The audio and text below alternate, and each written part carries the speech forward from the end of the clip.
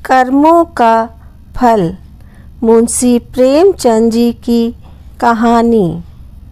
मुझे हमेशा आदमियों के परखने की सनक रही है और अनुभव के आधार पर कह सकता हूँ कि यह अध्ययन जितना मनोरंजक, शिक्षाप्रद और उद्घाटनों से भरा हुआ है, उतना शायद और कोई अध्ययन न होगा।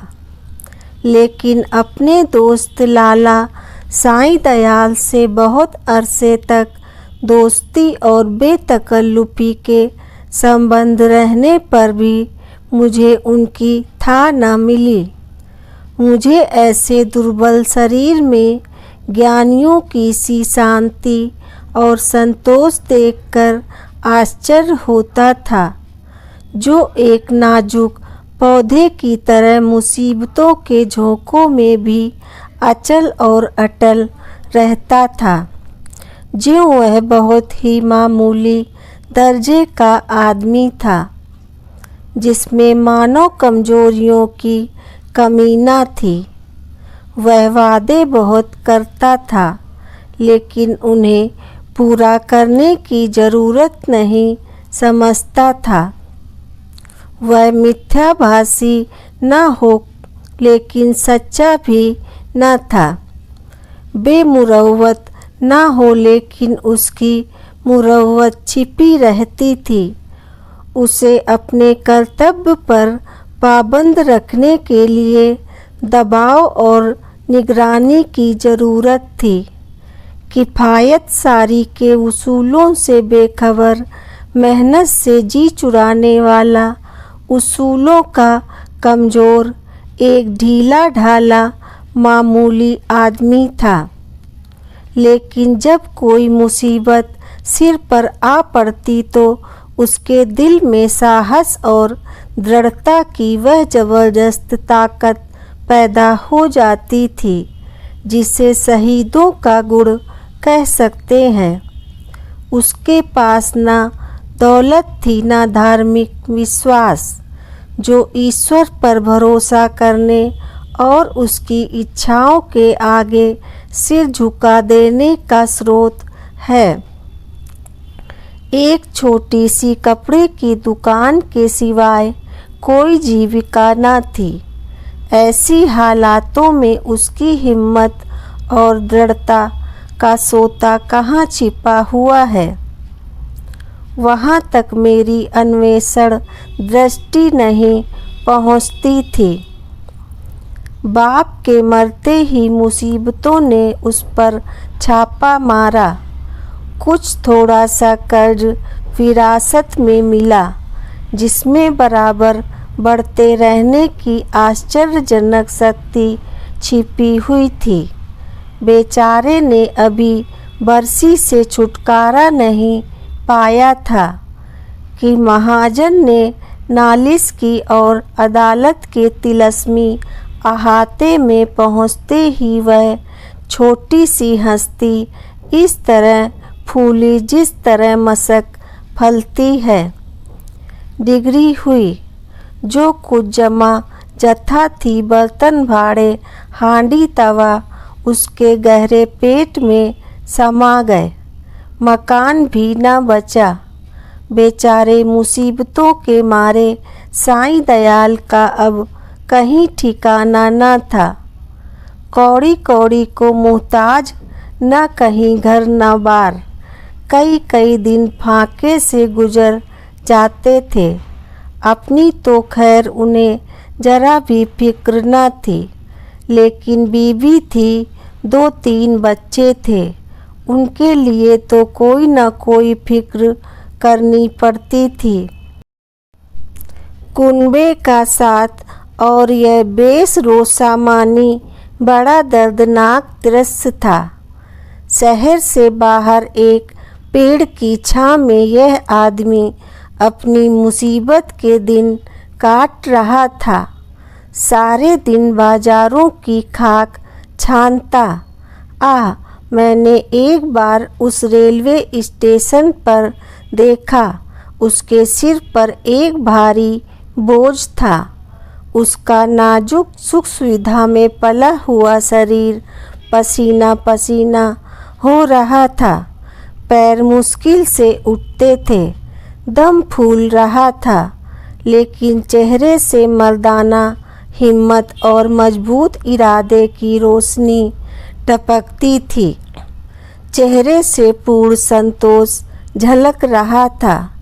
उसके चेहरे पर ऐसा इत्मीनान था कि जैसे यही उसका बाप दादों का पेशा है। मैं हैरत से उसका मुंह ताकता रह गया। दुख में हमदर्दी दिखलाने की ही हिम्मत न हुई। कई महीने तक यही कैफियत रही। आखिरकार उसकी हिम्मत और सहन शक्ति उसे इस कठिन दुर्गम घाटी से बाहर निकाल लाई। थोड़े ही दिनों के बाद मुसीबतों ने फिर उस पर हमला किया। ईश्वर ऐसा दिन दुश्मन को भी न दिखलाए। मैं 1 महीने के लिए बम्बई चला गया था। वहाँ से लौटकर उससे मिलने गया। आह, वह दृश्य याद करके आज भी रोंगटे खड़े हो जाते हैं और दिल डर से कांप उठता है। सुबह का वक्त था।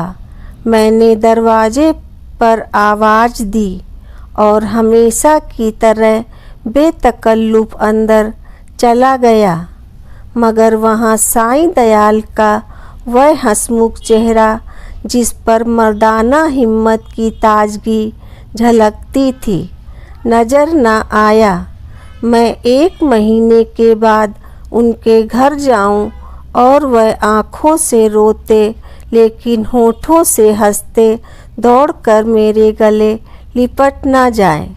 ज़रूर कोई आफत है। उसकी बीवी सिर झुकाए आई और मुझे उसके कमरे में ले गई। मेरा दिल बैठ गया। साईं दयाल एक चारपाई पर मैले कुचैले कपड़े लपेटे, आंखें बंद किए पड़ा दर्द से करा रहा था। जिस्म और बिछौने पर मक्खियों के गुच्छे बैठे हुए थे। आहट पाते ही उसने मेरी तरफ देखा। मेरे जिगर के टुकड़े हो गए। हड्डियों का ढांचा रह गया था। दुर्बलता की इससे ज़्यादा सच्ची और करुणा तस्वीर नहीं हो सकती। उसकी बीवी ने मेरी तरफ निराशा भरी आँखों से देखा। मेरे आंसू भर आए। उस सिमटे हुए ढांचे में बीमारी को भी मुश्किल से जगह मिलती होगी। जिंदगी का क्या जिक्र।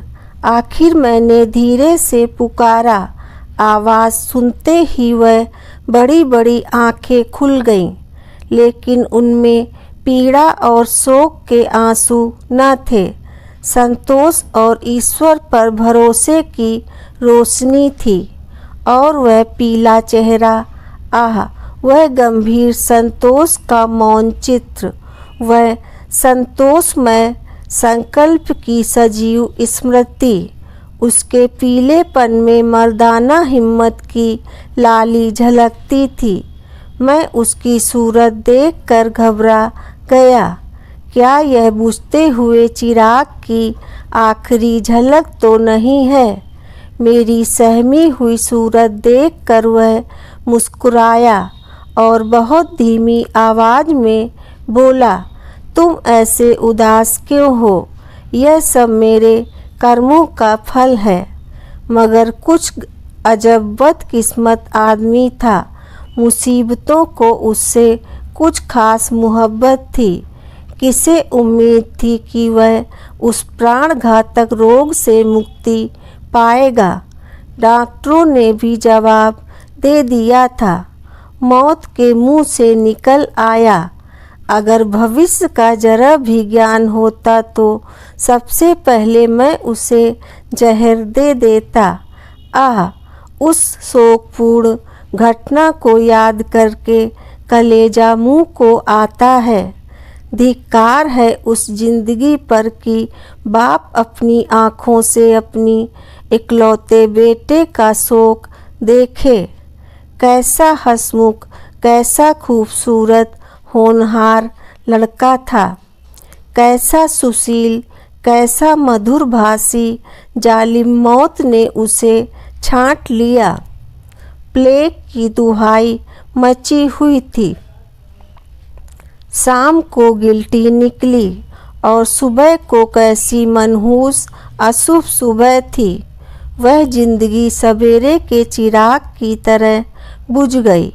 मैं उस वक्त उस बच्चे के पास बैठा हुआ था और साईं दयाल दीवार का सहारा लिए हुए खामोश आसमान की तरफ देखता था।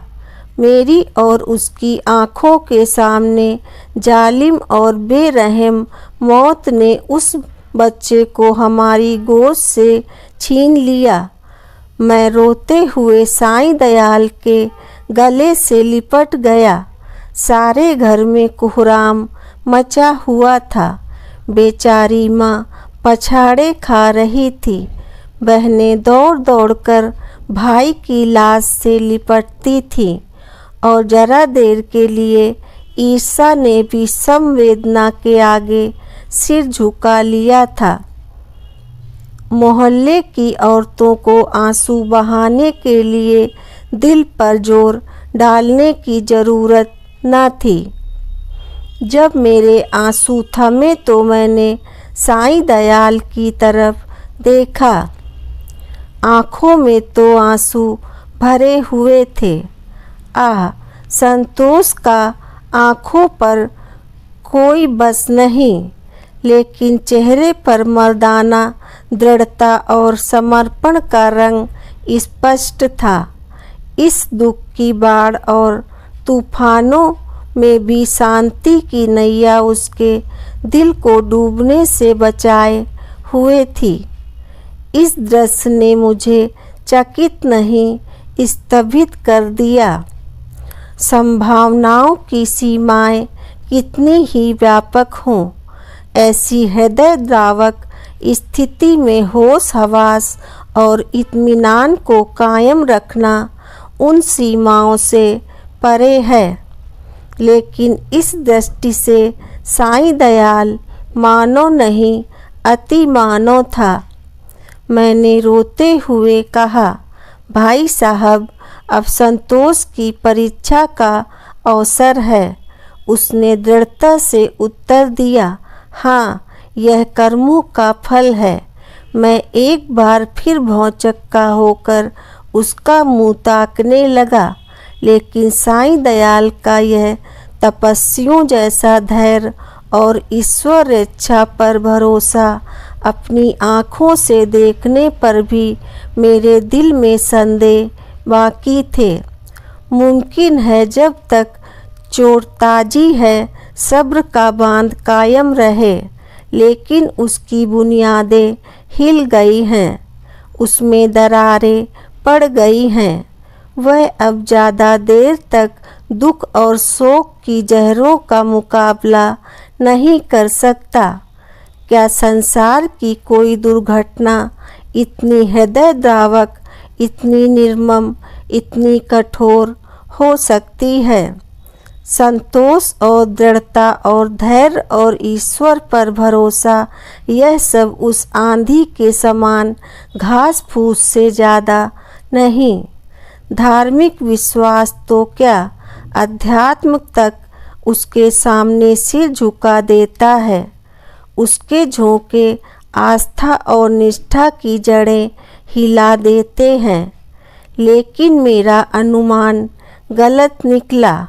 साईं दयाल ने धीरज को हाथ से न जाने दिया।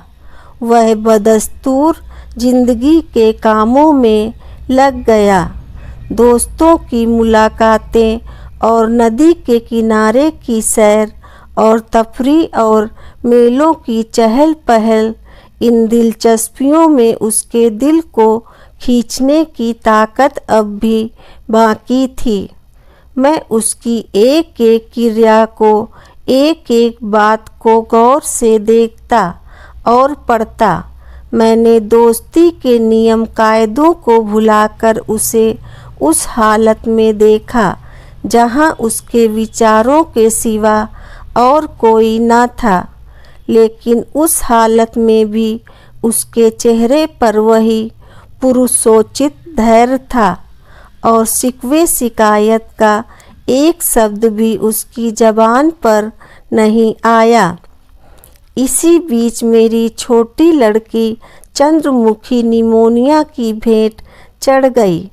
दिन के धंधे से फुर्सत पाकर जब मैं घर पर आता और उसे प्यार से गोद में उठा लेता तो मेरे हृदय को जो आनंद और आत्मिक शक्ति मिलती थी उसे शब्दों में नहीं व्यक्त कर सकता। उसकी अदाएं सिर्फ दिल को लुभाने वाली नहीं, गम को भुलाने वाली हैं। जिस वक्त वह हुमक कर मेरी गोद में आती तो मुझे तीनों लोक की संपत्ति मिल जाती थी। उसकी शरारतें कितनी मनमोहक थीं। अब हुक्के में मज़ा नहीं रहा, कोई चिलम को गिराने वाला नहीं, खाने में मज़ा नहीं आता, कोई थाली के पास बैठा हुआ उस पर हमला करने वाला नहीं। मैं उसकी लाश को गोद में लिए बिलक बिलक कर रो रहा था। यही जी चाहता था कि अपनी ज़िंदगी का खात्मा कर दूं। यकायक मैंने साईं दयाल को आते देखा। मैंने फौरन आंसू पोंछ डाले और उस नन्ही सी जान को ज़मीन पर लिटाकर बाहर निकल आया। उस धैर्य और संतोष के देवता ने मेरी तरफ संवेदनशील की आँखों से देखा और मेरे गले से लिपट कर रोने लगा। मैंने कभी उसे इस तरह चीखे मार कर रोते नहीं देखा। रोते रोते उसकी हिचकियाँ बंध गईं। बेचैनी से बेसुध और बेहार हो गया। यह वही आदमी है जिसका इकलौता बेटा मरा और माथे पर बल नहीं आया। यह काया पलट क्यों? इस शोकपूर्ण घटना के कई दिन बाद जबकि दुखी दिल संभलने लगा, एक रोज़ हम दोनों नदी की सैर को गए। शाम का वक्त था।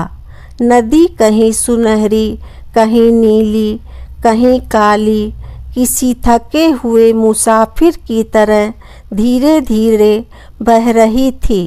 हम दूर जाकर एक टीले पर बैठ गए, लेकिन बातचीत करने को जी न चाहता था। नदी के मौन प्रवाह ने हमको भी अपने विचारों में डुबो दिया। नदी की लहरें विचारों की लहरों को पैदा कर देती हैं। मुझे ऐसा मालूम हुआ कि प्यारी चंद्रमुखी लहरों की गोद में बैठी मुस्कुरा रही है। मैं चौंक पड़ा और अपने आंसुओं को छिपाने के लिए नदी में मुंह धोने लगा। साईं दयाल ने कहा, भाई साहब, दिल को मजबूत करो, इस तरह कुढ़ोगे तो ज़रूर बीमार हो जाओगे। मैंने जवाब दिया, ईश्वर ने जितना संयम तुम्हें दिया है उसमें से थोड़ा सा मुझे भी दे दो। मेरे दिल में इतनी ताकत कहाँ। साईं दयाल मुस्कुरा कर मेरी तरफ ताकने लगे।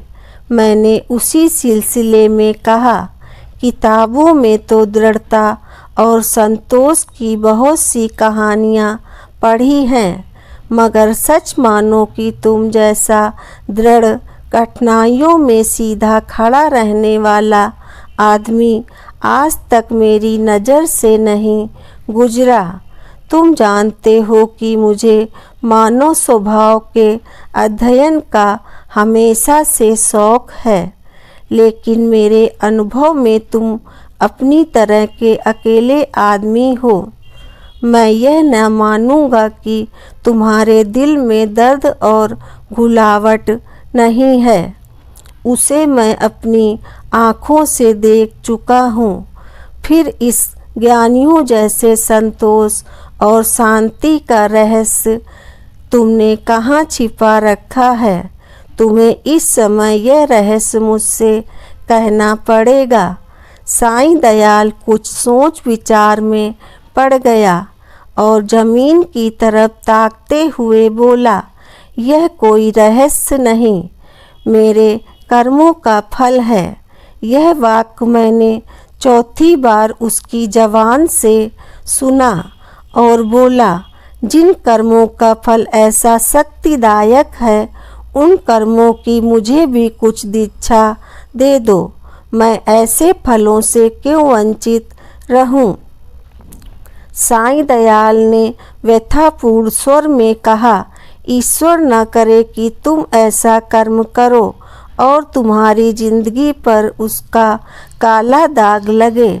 मैंने जो कुछ किया है वह मुझे ऐसा लज्जाजनक और ऐसा घृणित मालूम होता है कि उसकी मुझे तो कुछ सज़ा मिले, मैं उसे खुशी के साथ झेलने को तैयार हूँ।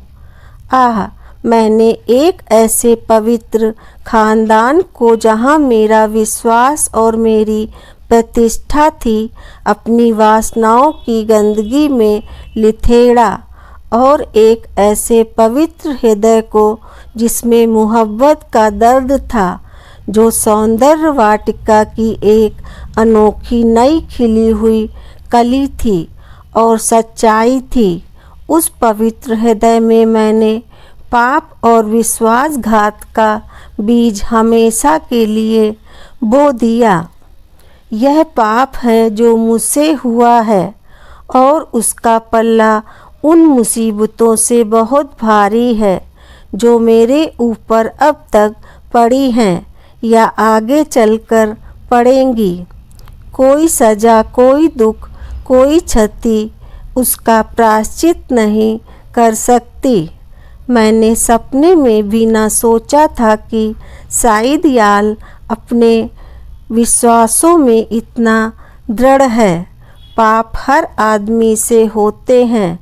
हमारा मानव जीवन पापों की एक लंबी सूची है। वह कौन सा दामन है जिस पर यह काले दाग न हो? लेकिन कितने ऐसे आदमी हैं जो अपने कर्मों की सजाओं को इस तरह उदारतापूर्वक मुस्कुराते हुए झेलने के लिए तैयार हों। हम आग में कूदते हैं लेकिन जलने के लिए तैयार नहीं होते। मैं साईं दयाल को हमेशा इज्जत की निगाह से देखता हूँ। इन बातों को सुनकर मेरी नज़रों में उसकी इज्जत तिगुनी हो गई। एक मामूली दुनियादार आदमी के सीने में एक फकीर का दिल छिपा हुआ था जिसमें ज्ञान की ज्योति चमकती थी।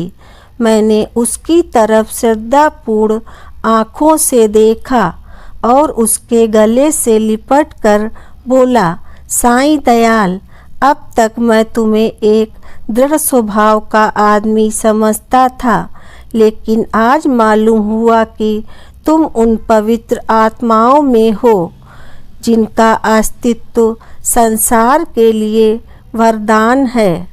तुम ईश्वर के सच्चे भक्त हो और मैं तुम्हारे पैरों पर सिर झुकाता हूँ। जय श्री कृष्णा। दोस्तों, आपको यह कहानी कैसी लगी कृपया कमेंट करके ज़रूर बताएं। वीडियो पसंद आया हो तो लाइक करें और आगे की ऐसी ही कथा कहानियाँ एवं जानकारियों को जानने के लिए चैनल को सब्सक्राइब अवश्य करें। धन्यवाद।